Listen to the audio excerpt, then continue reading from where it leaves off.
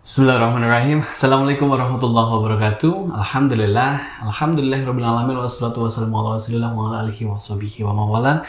Jemaah Fast TV yang senantiasa dirahmati Allah Subhanahu wa taala. Alhamdulillah, pada sore hari ini kita kembali berjumpa untuk ngaji sore bersama Ustadz Bruri Abdussalam. Yang mana pada kesempatan sore hari ini kita masih membahas seputar kehidupan sosial. Bagaimana kita bergaul, bagaimana kita saling menjaga ya satu sama lain. Nah, pada kesempatan sore hari ini, episode kali ini kita akan membahas tentang tenaja. Apa itu? Nah, nanti akan dijelaskan, nanti akan dijabarkan, dan semoga menjadi penjelasan, menjadi insight baru, menjadi ilmu baru yang mana mungkin ya selama ini kita melakukannya tanpa sadar. Kita langsung sapa beliau. Bismillah. Assalamualaikum warahmatullahi wabarakatuh, Ustaz. Waalaikumsalam warahmatullahi wabarakatuh. Alhamdulillahirrahmanirrahim. Ini nampak muda, Pak ya? Apa aku yang nampak tua? Berharap usianya nambah atau berkurang? Selesai jatah aja. Jatah aja ya. Gimana, Ustaz? Alhamdulillah. Sehat ya? Sehat walafiat insyaallah bismillah. Iya, Ustaz. Kali ini kita ngobrolin tentang tanaja. Ya. Mungkin selama ini gitu ya, selama ini kita tanpa sadar gitu melakukannya, dan mungkin ada orang yang terkena dampak dari hal itu gitu. Namun sebelumnya sebenarnya itu apa sih, Ustaz? Tafadhol, Ustaz. Tanaja ya. Ya biasanya kita itu sering mungkin dalam kehidupan sehari-hari mencederai perasaan orang lain, tapi kita tidak sadar. Ya, dengan lisan kita, dengan berbisik itu sendiri.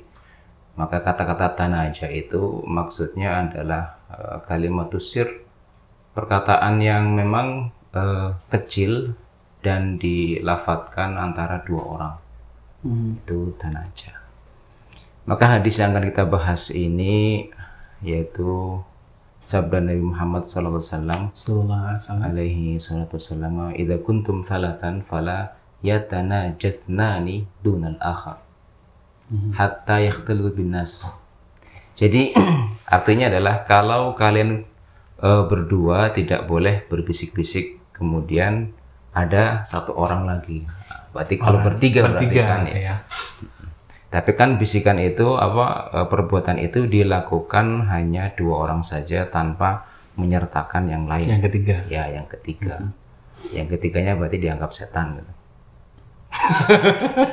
Nggak diajak sih. Nggak dianggap. Iya. Itu kan kemudian pertanyaannya, apa sih pentingnya? Kenapa sih kemudian Nabi Muhammad mengatur hal-hal seperti ini? Kemudian baru pada penutup hadis ini kemudian Nabi mengatakan min ajli anna dzalika yuhzinu, karena hal tersebut mampu membuat sedih orang yang ketiga itu. Menjadi orang ketiga memang tidak enak. Kalimatnya banyak tafsirannya ya. Yeah. Tapi memang begitu. Ini kan kita zaman dimana penuh dengan kata-kata media sosial itu menjadi hal yang sangat mudah untuk menumpahkan semua perasaan gitu ya. Iya, tanpa filter ya. Iya, tanpa filter. Itu kemudian sebetulnya apa yang disampaikan Nabi ini menjadi pembatas untuk kita. Kalau kita tidak boleh hasad, maka setidaknya obatnya apa sih untuk kita tidak hasad? Maka salah satu di antaranya ini. Hasad itu kan dengki. Dengki, rasa tidak suka, rasa iri dan sebagainya, itu kan harus ada obatnya. Penawarnya apa? Penawar itu bukan hanya dari diri kita, tapi juga dari sikap orang lain juga harus memelihara agar sampai jangan ada penyebab yang menyebabkan adanya hasad tersebut. Salah satu di antaranya adalah perbuatan ini. Jadi kalau ada 3 orang, ya udah tiga-tiganya diajak ngobrol bareng gitu. Apapun pembicaraannya ajak ngobrol bareng. Karena kalau hanya 2 orang saja, udah kamu gak usah ikut sana, kamu nepi saja begitu. Itu kan yuhzinu, itu bisa menyakitkan masyair, perasaannya bisa hancur lebur. Itu apalagi orang tersebut kan beda-beda setiap individu pembawaannya. Ada mungkin yang bapernya minta ampun gitu. Nah itu yang ingin disampaikan oleh hadis ini min ajli anna dzalika yuhzinu. Hal tersebut mampu membuat orang lain kena dampaknya. Pernah apa seperti itu? Saya kan di kantor sering di kantor. Apalagi saya kan terpisah kantornya ya. Terpisah dinding atau meja saja? Terpisah meja dan dinding, Ustaz. Gitu ya. Tapi nih Ustaz, kalau di kehidupan sosial media sendiri itu misalnya saling sindir itu sama nggak artinya maksudnya?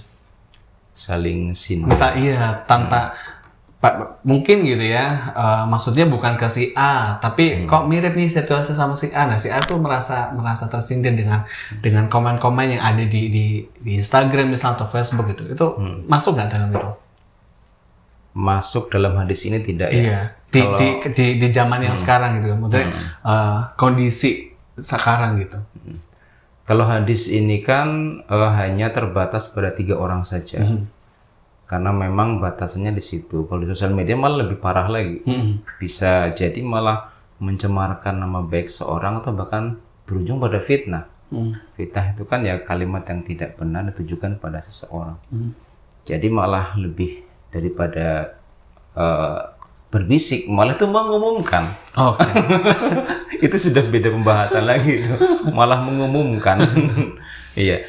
Tapi mungkin batasan yang menarik adalah kita perlu merujuk ayat yang menguatkan hadis ini, atau hadis ini sebetulnya menguatkan ayat yang lain di dalam surat Al-Mujadilah. Allah pernah mengatakan di sana, ya ayyuhalladzina amanu idza tanajaitum fala tatanajau bil itsmi wal udwan. Hafal ayatnya insyaallah. Apa itu maksudnya kan begitu? Kan sama. Fala yatanajatsnani, tanaja di dalam hadis, kemudian di dalam ayat fala tatanajau bil itsmi wal udwan. Apa itu kira-kira? Tanajau bil itsmi. Ayat ini kalau kita artikan dengan mudah saja, ya wahai orang-orang yang beriman, jangan kamu berbisik atau kalimatus sir baina syakhsaini bil itsmi, dalam hal keburukan, wal udwan, dan permusuhan, dan maksiat Rasul dalam ayat selanjutnya. Dan tujuannya adalah untuk menguliti atau menghibah Rasulullah Sallallahu Alaihi Wasallam. Hadis ini dikeluarkan di Fatwa Sahih Bukhari, dan dalam runtutan hadis yang lain, hadis ini setelahnya ya, itu ada urutan dan kisah di mana ada seorang sahabat ketika Ayyamul Fath atau ketika penaklukan kota Makkah pertama kali ditaklukkan, kemudian Nabi membagikan ghanimah begitu ya. Nah, kemudian salah satu sahabat nyeletuk, berbisik begitu ya. Wallahi hadhil kismah la uriduhu Allah wala ana. Jadi dalam sebuah riwayat sahabat ini mengatakan, berbisik pada temannya, ini pembagian berbisik gitu ya. Pembagiannya kayaknya nggak adil Rasul ini. Ini kan ada sangkut pautnya ya. Ini nggak adil ya Rasulullah ini. Rasul dibegitukan gitu ya, dibisiki. Kemudian Rasul langsung berdiri dan mengatakan, wallahi saya baru sadar betapa Musa itu sangat sabar. Nabi Musa yang kita selalu melihat dalam sejarah itu kan beliau satu kali pukul mati begitu, temperamen begitu. Tiba-tiba Nabi Muhammad mengatakan, saya baru tahu apa yang Musa itu seperti apa sabarnya. Karena dia meredam amarah ketika Bani Israel itu mengatakan Nabi Musa di belakang Nabi Musa, tanah jauh tadi.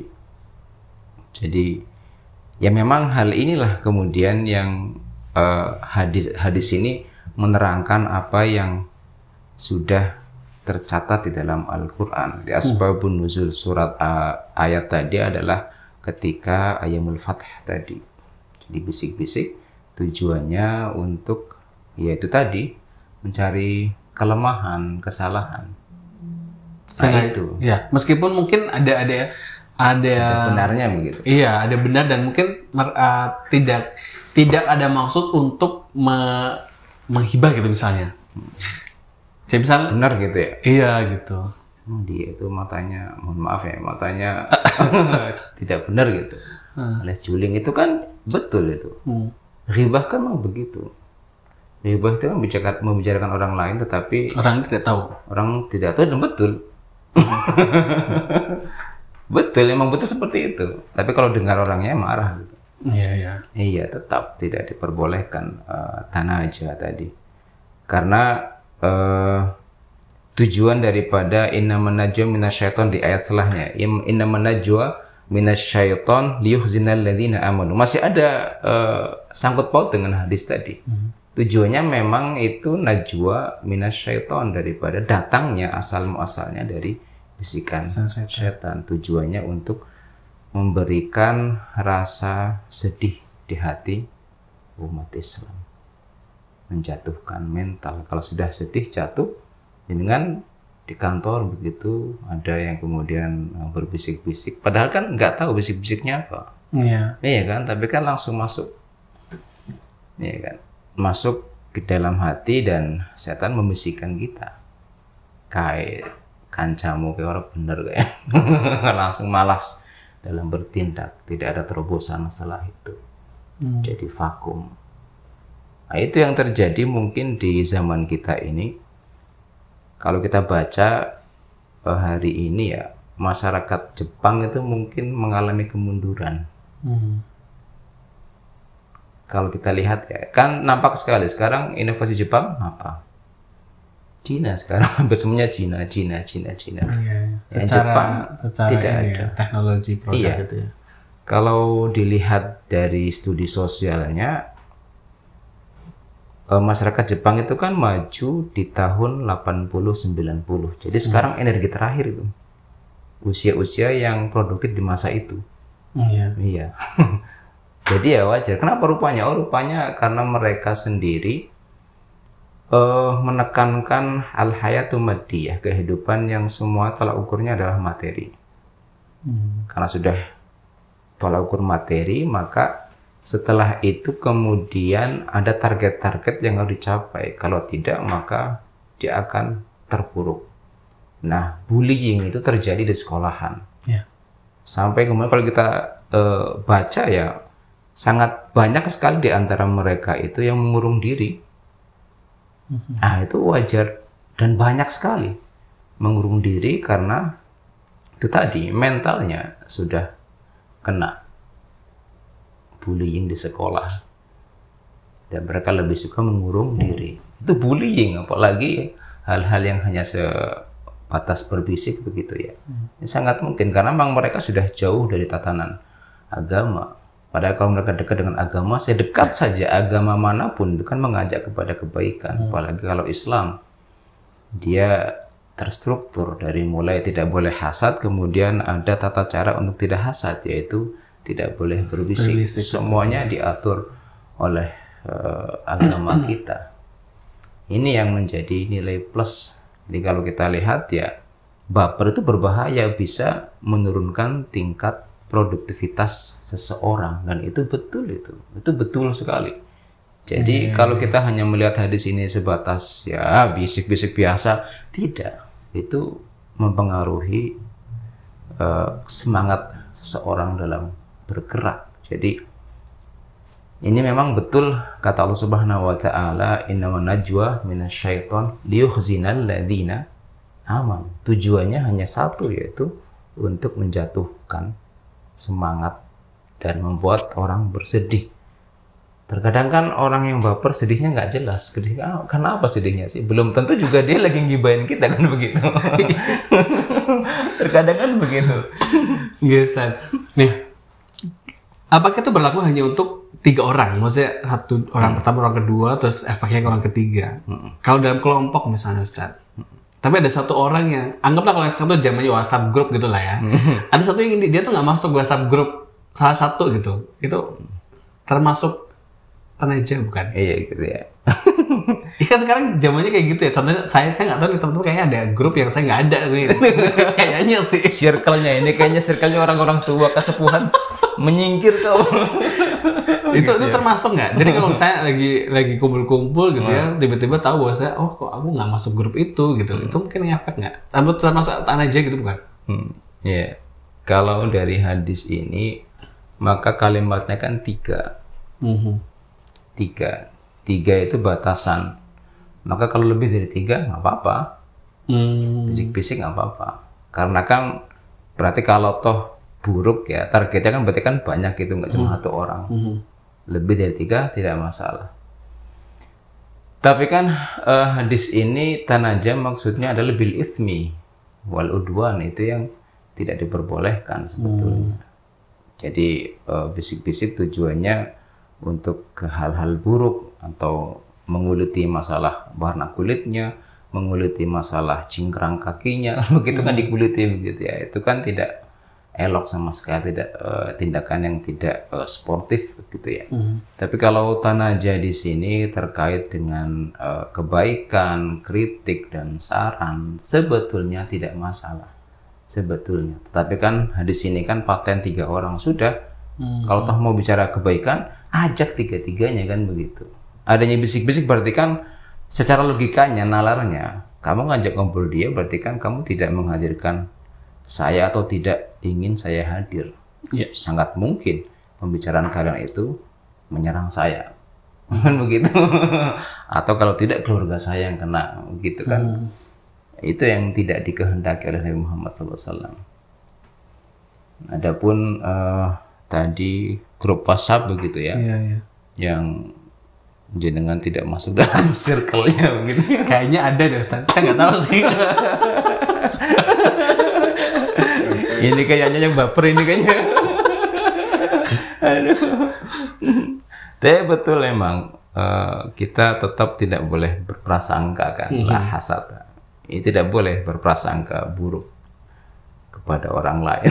Kalau toh mungkin tetap kita mencari sisi positifnya. Mungkin dia berkumpul buat WhatsApp sendiri tujuannya untuk karena seusia mereka ingin mencari pasangan begitu.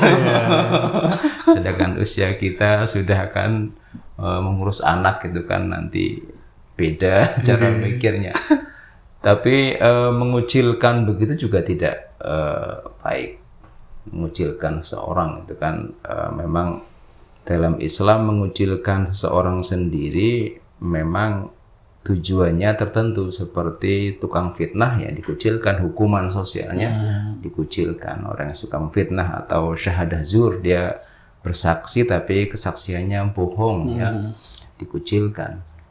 Tapi intinya kalau sama-sama kita mengerti teman kita dan sama-sama berjuang, ya insya Allah kita cari yang positif saja Mas. Iya. Jadi mudah-mudahan apa yang Mas tanyakan tadi bukan tujuannya adalah melemahkan, tidak ya. Jadi sangat mungkin sekali dalam kehidupan kita memang kita merasakan ada bisikan begitu ya dari orang, dan itu bisa melemahkan kita. Tapi memang tujuan setan itu di situ untuk melemahkan kita dan menghancurkan kepercayaan kita terhadap teman kita, dan itu yang memang janji dan sumpah iblis di hadapan Allah. Wala atiyannahum min baini aydihim wa min khalfihim wa an aymanihim wa an syama'ilihim wa la tajidu aktsaruhum syakirin. Nah itu garis bawahnya. Jadi garis bawahnya adalah sumpah mereka di hadapan Allah itu adalah akan membuat tipu daya dari segala penjuru sampai tidak bersyukur. Nah itu yang endingnya tidak bersyukur. Itu endingnya ya. Tidak bersyukur dengan pertemanan itu kan sama. Saya nyesal teman sama dia. Padahal kan belum tentu. Padahal kan kejadiannya ya mungkin singkat begitu. Mungkin justru malah dia akan memberikan hadiah untuk kita, bisik-bisikan sangat mungkin. Husnudzon sangat penting sekali. Husnudzon. Tetapi juga sama, teman kita pun harus menjaga. Kalau memang mau bisik-bisik ya sudah, cari tempat yang tidak ada kita gitu. Entah apa tujuannya, ya terserah. Tapi itu jadi kita harus husnudzon, teman kita juga harus meniadakan segala bentuk dan penyebab untuk kita menjadi suudzon. Gitu ya. Jadi kasih tahu temannya. Jadi jangan sampai kita menjadi orang yang tidak bersyukur. Nah itu memang tujuan iblis dan talbis iblis di sana. Membisikkan seakan-akan perbuatan kita benar dengan marah kepada teman kita dan menyesali pertemanan yang telah terjadi. Iya, itu. Padahal kan ini kan tujuannya memang untuk menguatkan tali silaturahim ya. Apalagi kan kalau kita lihat Ibnu Hajar menyusun hadis ini runut begitu ya. Yang pertama hakul muslim, hadis yang kedua kemudian undur ilaman hu asfala minkum, kemudian yang sini baru pada hadis setelahnya albir, masalah kebaikan 4, kemudian sekarang yang keempat ya, yaitu tentang tanajatna nidunal akhar. Jadi kalau hakul muslim al muslim itu kan sudah kita terangkan ya, memberi salam, kemudian kalau diajak ke rumahnya ada utahu fa zuruhu datang, itu kan semuanya yang bingkainya untuk menguatkan tali persaudaraan. Iya, itu bingkainya, karena dengan tarahum natahab, kalau kita memang saling cinta maka akan ada tali persaudaraan begitu. Tujuannya di sana memang. Jangan sampai kemudian karena kita bertemu dan mungkin akan sering bertemu dengan teman kerja kita daripada keluarga. Iya benar. Paling ketemu Putri pagi sama sore ketemu hanya dengan teman kerja. Nah, itu kan menjadi keluarga baru kita sebetulnya. Dan dari sana pula datangnya rezeki. Maka ayat yang saya bacakan tadi Mujadalah pun erat kaitannya dengan penyatuan antara muhajirin dan ansor. Jadi memang semuanya untuk mengikat tali persaudaraan yang tanpa memiliki hubungan darah. Iya. Kalau dengan hubungan darah kayaknya kita enjoy saja lah, bisik-bisik begitu ya. Dia tetap saudara kita. Kan yang bermasalah kalau tidak memiliki hubungan darah. Itu yang perlu dijaga, dan dia adalah teman kita, kerabat dekat kita begitu ya, relasi usaha kita. Itu semuanya yang harus dipupuk memang, karena kita tidak pernah merencanakan pertemuan dengan siapapun. Ya benar. Dengan tidak pernah merencanakan pertemuan dengan Ustadz Mintaraga, saya tahun sekian akan bertemu, tidak. Atau bertemu dengan kameramen yang hadapan kita, tidak juga. Semuanya terjadi begitu saja. Itu sebetulnya ya rezeki yang Allah kirimkan untuk kita semua. Pertemanan juga rezeki dari Allah Subhanahu wa Ta'ala. Kalau kita sampai menyesal dengan teman kita, berarti betul sudah terjadi apa yang diinginkan iblis, untuk kita tidak menjadi orang yang bersyukur dan tidak mensyukuri apa yang telah diberikan Allah kepada kita. Itu final daripada tujuan atau final destination iblis. Waliyadzubillah. Mudah-mudahan kita tidak termasuk di antara orang-orang itu yang merusak pertemanan. Semakin banyak relasi, maka semakin banyak rezeki. Itu mudah-mudahan pesan daripada hadis yang baru saja kita baca. Jadi berbisik bukan hanya sekedar berbisik, tapi ada tujuan. Jangan sampai perbuatan yang sangat simpel, yang sangat sepele itu merusak perasaan. Nah, intinya kan itu, perasaan. Sebetulnya hadis ini kalau kita telaah kembali ya, tabiat orang Arab itu kan orang yang paling cuek sebetulnya. Tabiat bangsa Arab. Ini hadis ini cocoknya untuk orang-orang Asia ini. Yang apa ya, perasaannya itu tinggi banget. Baperan ya? Iya, yang baperan. Meskipun sebetulnya setiap kita itu memiliki perasaan setiap dari kita, tapi kan antar negara beda-beda. Tahu saya orang Arab itu orang yang tidak berperasaan. Pokoknya yang apa dia rasakan langsung ditumpahkan gitu, tidak pernah disimpan sedikit pun. Bangsa kita kan yang selalu menyimpan ya. Nyimpan emas enak ya, nyimpan perasaan. Ya kayaknya ada tersinggungin ya. Pemirsa mungkin ada tersinggung nyimpan perasaan. Jangan disimpan perasaan. Perasaan itu harus dimuntahkan, dilempar, dibuang begitu ya. Kalau memang kan sabda Nabi itu kan memang dalam sebuah riwayat, kalau kamu suka dengan seorang, katakan. Kita kan sebaliknya. Diem aja. Nggak berani, Ustaz. Nggak ya. Ini bukan masalah dengan lawan jenis. Masalah bahaya ini teman kita ini. Tapi masalah dengan teman sesama. Biasa. Jadi para sahabat bisa mengatakan anohi buka filah begitu. Tujuannya untuk menepis itu, menghilangkan hasad dan rasa ketidaksukaan. Oh, dia suka sama saya, udah saya berarti harus suka sama dia juga. Tujuannya itu. Tapi sebaliknya, kalau kita tidak suka, pendam sedalam-dalamnya. Jangan sebaliknya. Kita nggak suka, kita tulis dasar. Kopiahnya aja putih, hatinya gelap. Umpamanya begitu ya. Dia di samping saya lagi, wah itu diumumkan itu namanya. Itu diumumkan secara tidak sadar. Padahal ajaran Nabi untuk simpan rapat-rapat kalau tidak suka. Kalimat apapun tidak boleh muncul. Tapi kalau suka harus diutarakan dengan perkataan atau dengan perbuatan. Perbuatan tahadu, tahabu, saling berhadiahlah kalian, maka kalian akan saling mencintai. Kan itu kalau tidak bisa mengungkapkan. Seperti ayah terkadang paling sulit mengatakan ke anaknya, saya cinta kamu. Geli ayah begitu. Terkadang begitu, ayah pun begitu. Iya kan? Padahal sama anaknya sendiri. Tapi ada yang seperti tipikal lelaki memang ada seperti itu. Ada.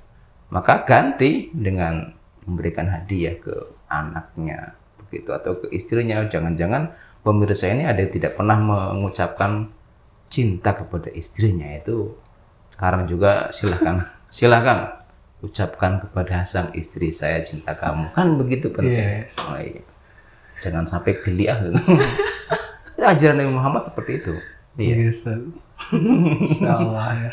Ya, benci simpan, cinta ungkapkan. Jangan bisik-bisik. Iya.